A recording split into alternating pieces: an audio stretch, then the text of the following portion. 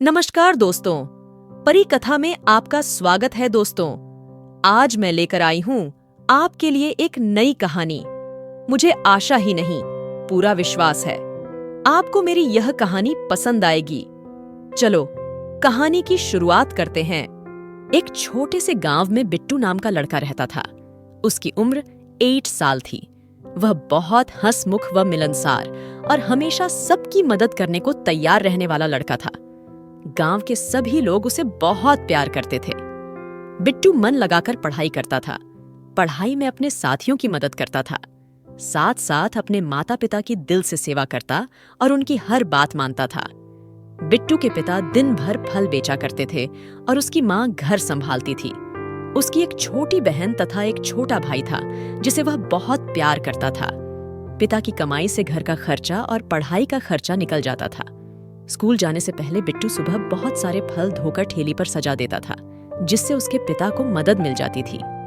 एक दिन जब बिट्टू के पिता फल बेचकर घर वापस आ रहे थे तो एक कार वाले ने उसके पिता को टक्कर मार दी। इससे उन्हें चोट लग गई। उन्हें अस्पताल में भर्ती कराया गया। कुछ दिन बाद उनकी मृत्यु हो गई।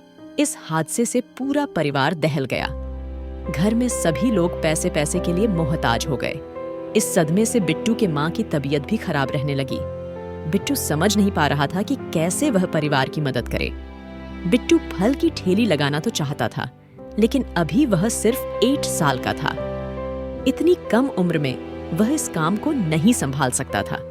बिट्टू ने अपने माता पिता से रामायण, महाभारत के साथ साथ दैवीय चमत्कार की कहानियां सुनी थीं। उसके मन में विचार आया कि भगवान तो सभी की मदद करते हैं, उसकी भी जरूर करेंगे। ये सोचकर एक दिन तड़के सुबह ही वह मंदिर पहुंच गया। उसने वहां जाकर हाथ जोड़ा और बोला, भगवान, मैं छोटा बालक हूँ, मुझे पूजा करना नहीं आता, लेकिन तुमसे विनती करता हूँ कि आप मुझे रास्ता दिखाओ। इस तरह बिट्टू रोज स्कूल जाने के साथ साथ अब मंदिर जाता है और भगवान से विनती करता सब ठीक हो जाए, जिंदगी पहले की तरह सरल हो जाए। उसे ऐसा करते करते कई महीने गुजर गए। इस दौरान न तो भगवान जी ने उसे दर्शन दिए और न ही उनकी परेशानी दूर हुई। कभी कभी बिट्टू निराश होकर अपने आप से बात करता है कि उसे पूजा करनी नहीं आती, शायद इसलिए भगवान जी मुझे दर्शन नहीं दे रहे हैं, वरना तो भगवान जी सबकी मदद करते हैं। इन सब विचारों के बाद भी बिट्टू लगातार मंदिर जाता है और मंदिर जाना नहीं छोड़ता। आखिरकार एक दिन देवी माँ को उस नन्हे भक्त पर दया आ गई। एक दिन जब बिट्टू बिस्तर पर गहरी नींद में सोया था तो उसे लगा आकाश से एक तेज रोशनी आ रही है और पूरा कमरा रोशनी से भर गया। कुछ देर बाद उस रोशनी से हाथ में छड़ी लिए नन्ही परी निकली, जो बिल्कुल वैसी ही थी जैसा उसने किताबों में पढ़ा था। बिट्टू को यकीन नहीं हो रहा था, वह बस उसे देखे ही जा रहा था। तभी परी ने मुस्कुराते हुए कहा, बिट्टू, मैं सच में तुम्हारे सामने खड़ी हूं। बिट्टू ने तुरंत कहा, तो क्या तुम परी हो? परी ने मुस्कुराते हुए कहा, हाँ, मैं परी हूं। यह सुनकर घड़बड़ाहट में बिट्टू की आवाज नहीं निकल रही थी। परी ने हंसते हुए कहा, बिट्टू, मुझे देवी माँ ने भेजा है। यह सुनकर बिट्टू आवेग में चिल्ला उठा।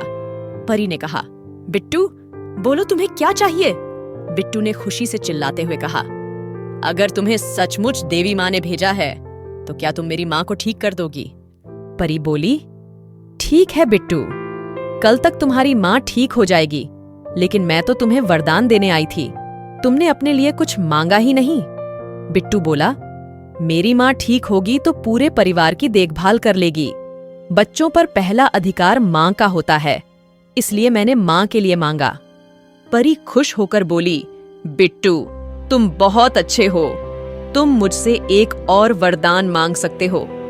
इस पर बिट्टू बोला, परी, मुझे ऐसा वरदान दो कि मैं बड़ा होकर अच्छे रास्ते पर चल सकूं।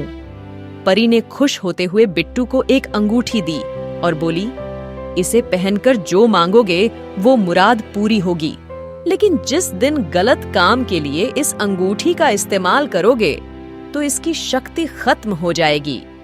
एक बात और, इस अंगूठी का जिक्र किसी से न करना, वरना गायब हो जाएगी। ऐसा कहकर परी वहां से चली गई। सुबह उठकर जब बिट्टू ने देखा तो अंगूठी उसकी उंगली में मौजूद थी। उसने देखा कि माँ पूरी तरह से ठीक हो चुकी है और घर के काम कर रही है। वह अपनी माँ को सारी बात बताना चाहता था, लेकिन फिर परी की बात याद आ गई और वह चुप हो गया। मेहनत के बल पर अब उसका परिवार सुख से रहने लगा। यहीं पर मैं अपनी कहानी समाप्त करती हूँ। फिर मिलेंगे दोस्तों। आपसे मेरा निवेदन है कि आप मेरे चैनल को ज्यादा से ज्यादा लाइक शेयर सब्सक्राइब करें। धन्यवाद।